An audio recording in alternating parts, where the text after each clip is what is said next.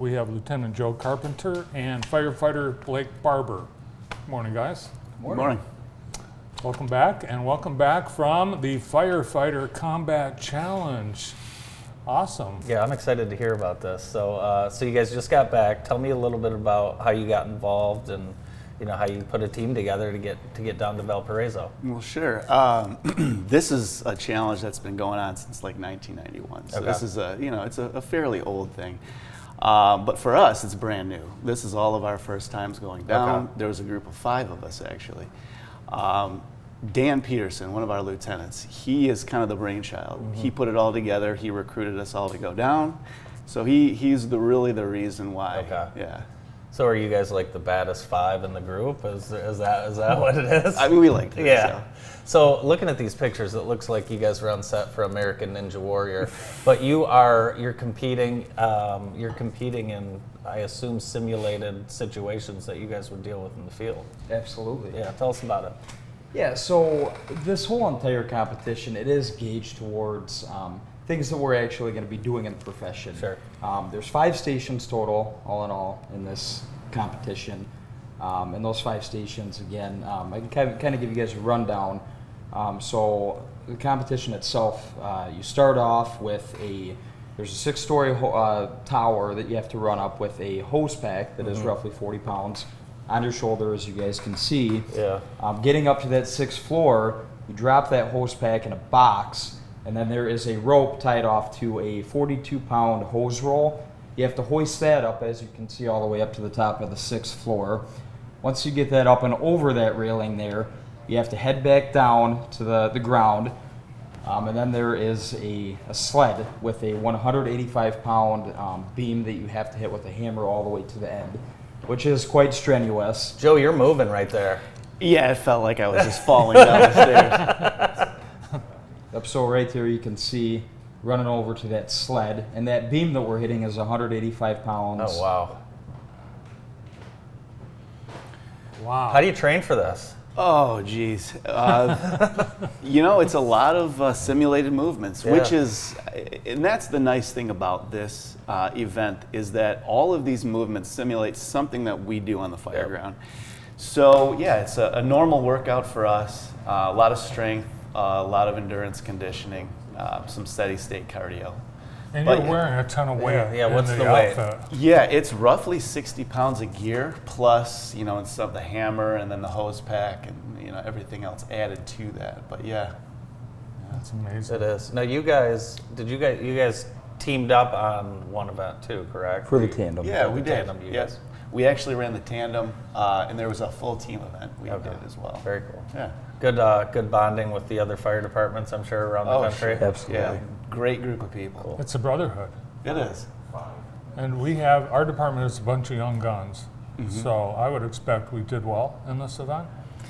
We did, and we're actually spread across the board. The mass majority of us are in that 20 to 30 category.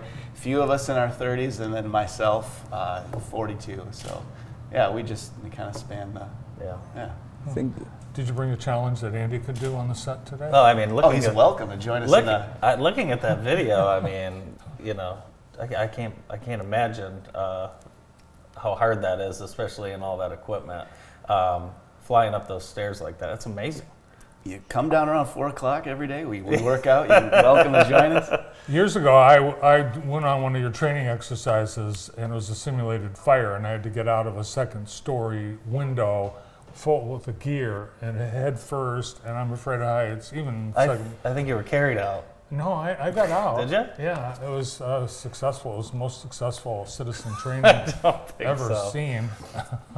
Let's talk holiday weekend really quick. Of course, we got to be careful with the fireworks. A lot of fires, of course, injuries. Talk a little bit about what you guys see over this weekend and what you're looking out for. So with fireworks, I mean, it's inevitable. People are going to be buying fireworks this weekend. Really just making sure that, you are, again, buying fireworks from a reputable dealer, safe manufactured product. When lighting fireworks off, make sure you have a water source present.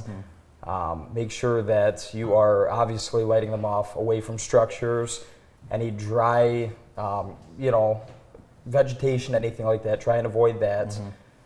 When disposing of fireworks, make sure you soak them in water. Don't put them in a trash can immediately. Let them kind of soak off, and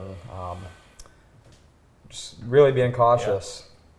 Yeah, common sense, be safe, Yeah, and you guys probably have seen your share of fireworks incidents in your career. Well, yeah, we're in business because people can be irresponsible at times. One thing. So- One thing too. It's good for business. We're always thinking about fireworks, but I mean, how many campfires are being lit over this weekend at people's houses? And again, a lot of people who aren't used to building fires. Everyone's got an Uncle Terry that builds a fire and gets out of control. So again, sure. just common sense. Fire prevention is a big part of what we do. We spend a lot of time throughout the year talking with kids, Yeah. over these things very specifically. So Grill. hopefully that Grill pays is off. another Grill, yeah, you got to be grills careful. get out of hand. Camping. Were there any cats in trees at the firefighter challenge? Not this time around. Maybe next time. Yeah. I would say that's comparable to the going to the ER for a bee sting, calling the fire department to get Yeah. the cat. Oh, you have no idea. So are you like the king of the firehouse now, the five of you, for your... Well, Blake's always been the king of fire. So. I think by us kind of going down there and doing this event, I think that we gained a lot of traction. I think more guys want to do it now, which is incredible. Yeah.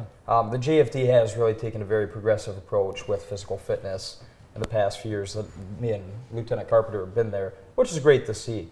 So I think that there's some traction gained Yeah. with this competition. Already looking forward to next year? Oh, absolutely. Absolutely. Yeah, I Same- think we're addicted. Yeah, for already. sure. Yeah. Will it be the same five guys? We'll see. We've already noticed a lot of interest throughout the department for guys that you wouldn't even think. So When you guys got back, were you telling a lot of guys you couldn't have handled it and that type of thing?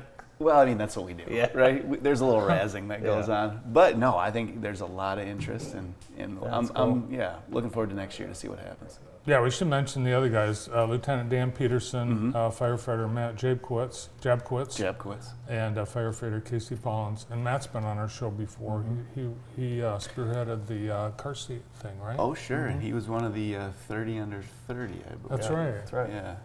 Yeah, it's pretty amazing that we have a department that puts so much emphasis on training and being in shape, physical fitness, and I think we all benefit from that. Absolutely. Thank you guys very much. We appreciate it. Well, Thank thanks you. for having us on. Yeah, have a safe and happy 4th. Thank Yeah, you as absolutely. well. Firefighter Blake Barber and Lieutenant Joe Carpenter from the Jackson Fire Department. More of the morning show after this.